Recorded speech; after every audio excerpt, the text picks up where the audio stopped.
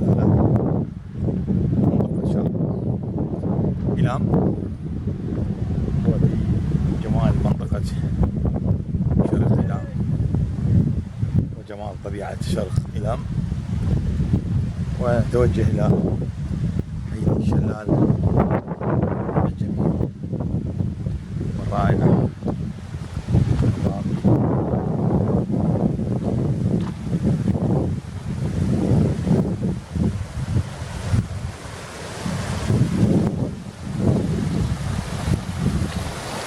هذه مياه مناطق، هذه المناطق الجميلة هنا، المناطق الروعة.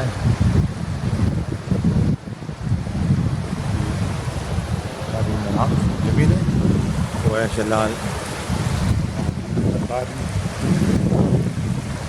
من رحلة رقم